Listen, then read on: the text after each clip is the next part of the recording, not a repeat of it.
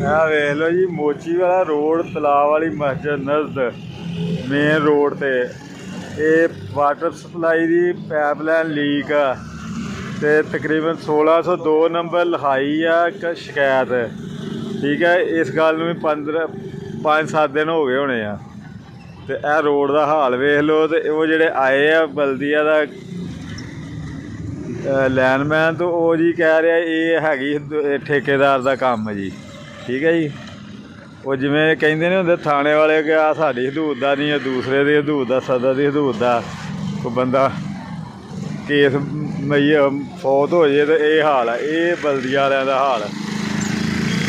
ਤੇ ਕੋਈ ਪਰਵਾਹ ਨਹੀਂ, ਇਹ ਸਾਫ ਸੁਥਰਾ ਪੰਜਾਬ ਆ ਜੀ। ਇਹ ਹਾਲ ਆ ਪੰਜਾਬ ਸਫਾਈ ਦਾ।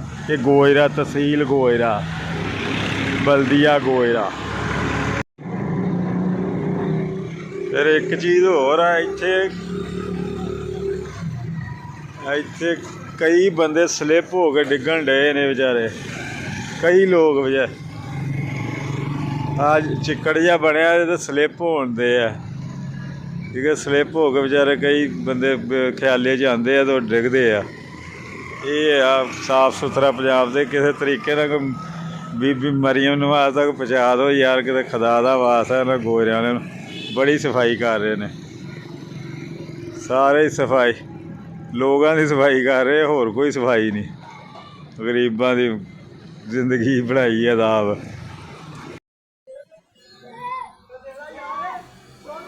ਆ ਜੀ ਸਾਫ ਸੁਥਰਾ ਪੰਜਾਬ ਜੀ, ਦੇਖ ਲਓ ਤੁਸੀਂ। ਆਹ ਦੁਕਾਨਾਂ ਦੇ ਅੱਗੇ ਢੇਰੀਆਂ ਗੰਦ ਪਿਆ ਵਾ, ਇਹ ਚੱਕ ਨਹੀਂ ਰਹੇ ਹੈਗੇ। ਤੇ ਸਾਫ ਸੁਥਰਾ ਪੰਜਾਬ ਆ।